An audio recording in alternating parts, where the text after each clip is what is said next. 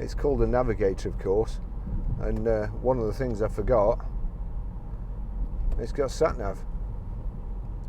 There you go. Well, while we're in this traffic, I'll try and show you how to set the sat nav.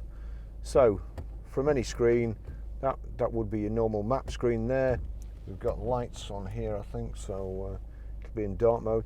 So into nav, destination input, click on destination input, city and postcode, and then we're Grosvenor Garage. Oh no, I've managed to turn the volume up there. Stupid boy. So that's it.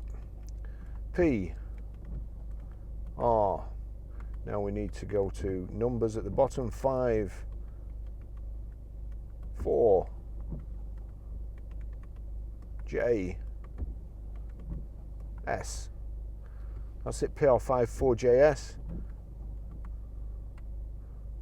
And then click down, start guidance.